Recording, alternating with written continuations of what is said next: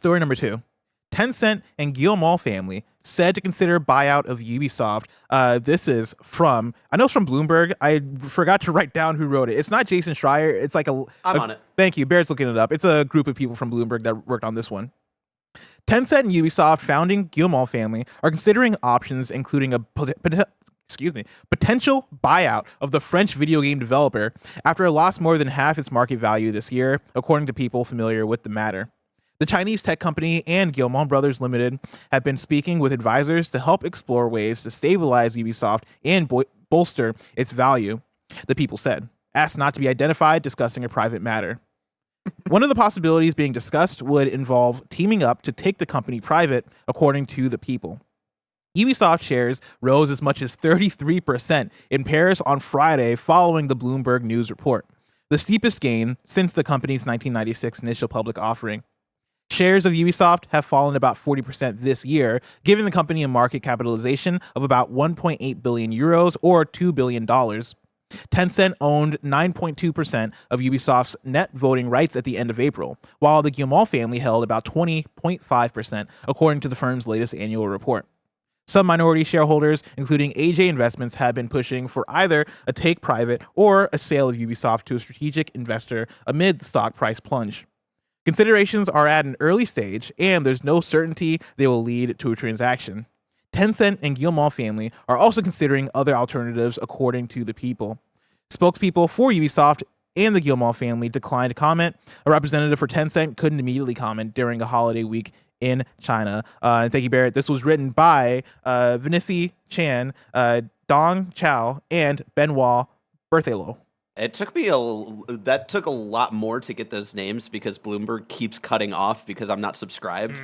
So I was just trying to like quickly get into the story, copy, and then like get out of there. So yeah. I'm not trying to like put people onto this because I don't want them to fix this. But every now and then I'll go to a Bloomberg article and it's just I can read the full thing and I'm like, okay, cool. It's a good day today. I can copy this over for KFGD. They whitelisted your computer. There's like a 50% chance that I'll be able to read the Bloomberg article. Don't fix it, Bloomberg. Please never fix this. Maybe I am paying for Bloomberg because I think I paid for it one time, but I could have sworn I canceled after. Maybe I'm still paying for it. If I am, it's worth it. It turns out the other 50% of the time when you can't get in, you're just logged out of your Bloomberg account. I mean, that might be it. But either way, I should be expensing that to the company, because I'm using it for this show. Yeah, exactly. It's important. Interesting stuff. This is for me like the such an inevitability. Yeah, I've been wondering when this is going to happen for like the last maybe a few years. I mean, we've been waiting for this since the Vivendi was going to hostile take over Ubisoft, and they were like, no, we don't want you to do that. Please stop them. And they got up on stage and like, everyone's trying to hurt us. Please stop them. Please stop them. So now it's happening. So I'm interested with this part of it is the Guillemot family. What is that? I just know Yves. Like, does he has a whole family? Family. It's his family that has the stake in Ubisoft. Interesting. But Yves is like acting as the CEO. Interesting. But like Ubisoft has been like this family owned. See, business. I didn't know that aspect of it because I've always been waiting. Like, when's Yves going? Right? Like, when is he getting up? I mean, never. Right? If his family owns 30% of it, right? Yeah. Like, I could still see him stepping down as CEO and just still being part of that stake that owns the company, but being like, yo, I'm tired of the CEO shit, or people really don't like me as CEO, I'm just gonna step down or whatever, right? I could see that happening, or I can see them, like selling the company and having that go that route, right? And like having leadership change because let's say if you sold it to Xbox or whatever, maybe those people get replaced and get shuffled around in the way that we see Bobby Kotick leave Activision. I know that's a whole ordeal because of who Bobby Kotick is and what he's done, but there are so many options here on the table as far as I think how this could go. And yeah, to your point about we saw shades of this during the whole Vivendi takeover thing, and Ubisoft fought tooth and nail, and Ubisoft during that era kind of locked in. Yeah. They were kind of like, all right, we got to start releasing hits. We got to start like, acting right and, fight off this takeover. Right now, I feel like the last few years of Ubisoft have been the exact opposite of locking in, right? Like the year by year, I'm like, man, when are y'all gonna sell? But it's the I can see on paper for them, this is their locking in, right? They got an Avatar game. They got a Star Wars game. They got a Prince of Persia game that's going to be for the nerds, but it's like bring back a franchise that people know. We got a Splinter Cell in the works. We got Assassin's Creed. It's finally going to Japan. Like, this is locking in for them. Yeah. It's just not locking in for the consumer, right? Like, it didn't hit for us, right? It didn't hit for Outlaws only selling 1 million copies, which is insane. Allegedly, right? Like, but yes. Allegedly, yes. But yeah, that's an insanely low number for a Star Wars game, right? And then we have Shadows being delayed out of this year. Avatar not hitting where they Avatar want. seemingly I've either forgotten or like chat. You can correct me, right? Like, have they talked about the Avatar numbers? Was that in? I assume maybe they discussed it in their. I mean, it clearly didn't blow year. the world, up, right? Like it wasn't like the movies, right? It wasn't like everybody and their mama got this Avatar game. Like, no, it was just like, oh, it seems like a game that came out and some people bought it, some people didn't, right? So I think they were banking on that one also being something that everyone got during Christmas time, and I don't think that necessarily happened. My view is, I think this year, and I was talking about this earlier this year of, hey, this year is Ubisoft locking in. You got the Assassin's Creed taking place in Japan, and you have a Star Wars open world action game. These two things for you are, if I am Ubisoft and I'm like, hey, we need to figure out how to make money, these are the decisions you make. You're like, hey, Star Wars, Assassin's Creed, focus in on both and make those the big projects of the year and market the fuck out of those. It seems like Star Wars isn't the home run hit in sales that they're needing it to be. And yeah, Assassin's Creed getting delayed into February, still within the fiscal year. Like, we'll see how that pans out and all that. But I am like, man, I don't know if that's going to be enough to make up for Star Wars, to make up for X-Defiant. X-Defiant and Prince of Persia. Was that this year? Yeah, X-Defiant was earlier this year. Christ. Also, there's that Marvel game. Never forget the Marvel game. Multiplayer Marvel. Not the Marvel game, the Marble game. the multiplayer thing. That again, Mike was like, hey, there's a new Ubisoft game. And me and Andy are like, what? Like, when did they announce this? I don't know if all that's going to make up for Roller Champions and like Rainbow Six Extraction and like the list goes on of random ass Ubisoft games that have come out. The Crew, which I do wonder how the Crew does in numbers. Because the Crew is one I'm like, I'm sure the Crew, I would assume maybe the Crew did fine. Yeah. But again, none of these are knockout home runs. I'm not looking at the Crew like, oh, obviously one of the best selling games of the year, right? Like, I think a company at the size of Ubisoft, you need some surefire wins. And I think even their surefire things aren't performing for them the way that they would expect them to. Yeah. Which is leading us down this year by year thing of when does the dam break of enough is enough, we can't handle this anymore, of games not living up, because after this year, what's going to be the 2025 hits after Assassin's Creed Shadows? And it hits. Like you may get a Splinter Cell. That's not going to be a hit, right? Like, is that actually going to be the hit that saves Ubisoft? Probably not. And Lanky Dragoon in chat says the Crew series is near 10 million copies sold. That's 3 games. Yeah, right? but I'm asking more so Crew Motorfest, the last one. Because, like, again, I think Ubisoft in 2015, different from Ubisoft in 2024, right? Like, I think we're in 2 different eras right now, and the current era is scaring me. Ever since Ghost Recon Breakpoint and how that didn't do well, and like the conversations they had after that of, hey, let's pause, let's take a moment, let's reassess. That reassessment, I don't know if it's paying off yet. And I feel like we're in the place where it should be paying off by now. Yeah. This episode is brought to you by New World Eternum. New World Eternum is a thrilling action RPG experience for console and PC players with a vibrant world, vast and beautiful setting, dynamic real-time action combat, and the freedom for players to choose how to forge their destiny. Combat is skill-based and dynamic, incorporating swords, guns, and sorcery so that you can build one character to rule them all as you explore Eternum and unravel the mysteries of the supernatural island that you can't leave.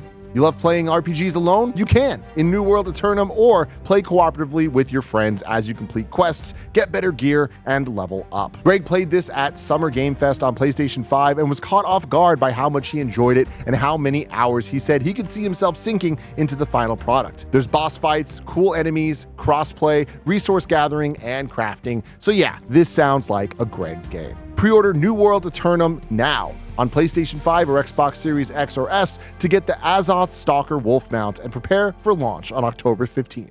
This episode is brought to you by Shady Rays.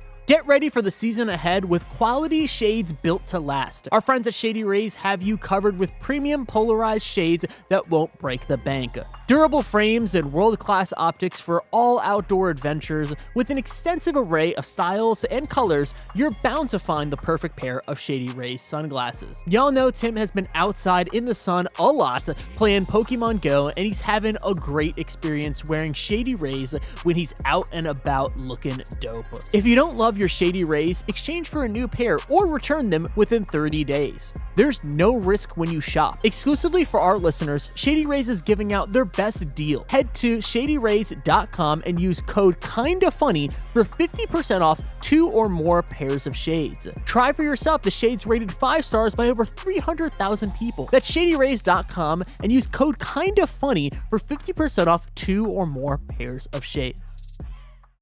And I'm so interested in this, right? Because, of course, corporate consolidation in general sucks. Tencent buying everything sucks.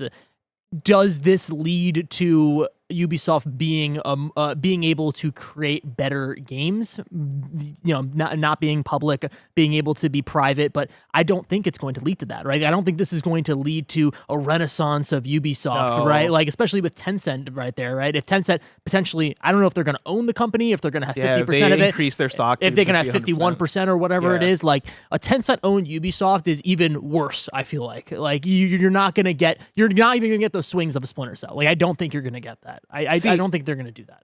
I'm so fascinated because I think I could see it going in many different directions. One of the directions I see, I don't know if it would be an Xbox or a PlayStation. It could be, but I could see a bigger company, swallowing up Ubisoft and it being a thing of, hey, we are refining your output. You are going to be the Assassin's Creed. I mean, maybe Star Wars. We continue with like the Star Wars license, right? Assassin's Creed, Star Wars. And then, Far Cry, like the biggest titles, and we are going to try and hone those in. We might change up your release schedule.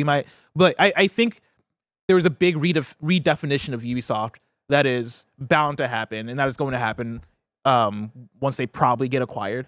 I think of it in the way that, I forget what company it was. I guess maybe we're talking about like Bethesda, for example, of, you know, we've seen layoffs, studio closures within Bethesda. When we're talking about like Arcane Austin, right? Things like that. After the Xbox acquisition. And one of the conversations we have here, I believe it was with Tim that I've had this conversation on KFGD, was about how like it's very clear that Xbox had an idea of what they wanted out of Bethesda and they just didn't fit the equation.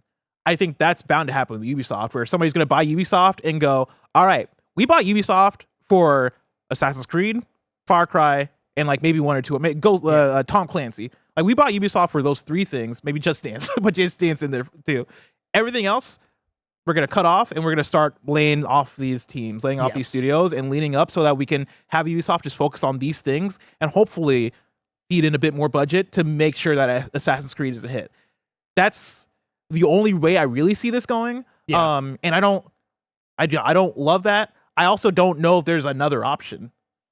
Yeah, I don't know, man, because I feel like the problem with Ubisoft is almost fundamental, right? Like it is the misconception in the PS3 going into the PS4 generations of, oh, people are going to want this forever. Yeah. Like, let's build the entirety of our studios on the premise that people are going to want Assassin's Creeds the way that they've been forever. They're going to want Watch Dogs like this forever. Like, they kind of built this, and now we're at the point now, you're making an Avatar game. It's just a Far Cry game. Like, I can't pinpoint a Ubisoft game that has actually broken the mold. Can you? In the last how long? 5 years? 6 years? I can't. A AAA one that isn't like Prince of Persia. Yeah. Like, that has broken the mold. A AAA one? No. Yeah. The consumer is becoming wise to it. We see the videos, you see the most critical videos of like, what, it was just another Ubisoft thing. Like it's a running joke at this point. And I know that is the hardcore locked in audience. I know that there are people that are picking up the Far Cry games that want that comfort food, but you need to have the ability to be like, oh no, we can do this. And also we can make like a PlayStation Studios. We're fucking putting budget into this and it feels premium. It doesn't feel like oh, it's good, but it's also Ubisoft jank. Like Yeah. it needs to feel premium. And I don't know. I don't think that the Tencent acquisition allows that even, because then I think they're going to be even pumping out even more wild things. Like, I think there's going to be more online chances. Yeah. Like, it's just going to be feeding into it. You're not going to get like the marble game or whatever. You're not going to get the marble games, but you're going to have them making like 4 different Ghost Recons and trying to see if something sticks or whatever. I don't know. Pierre, what's up? It's a little bit of stagnation, but it's also hard to name things from the last 5 years that have broken the mold because they barely put anything out. Like after Valhalla, it was like they were quiet.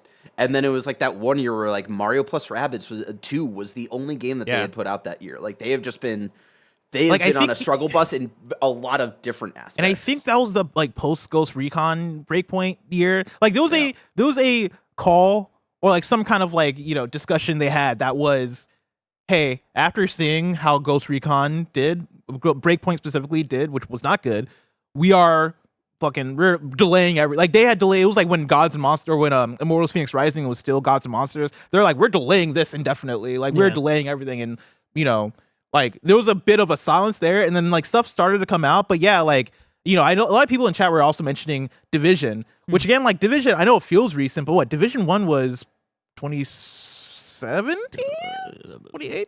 Like within the last 5 years, like Division 2, don't get me wrong, Division 2 fire. I really like Division 2.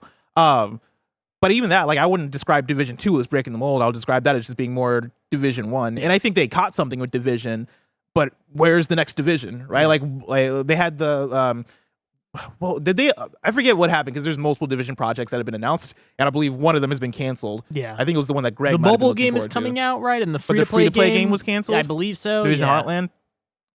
Division's in a weird place where that would be one of the ones I'd point to as like, oh no, y'all are killing it with this, but.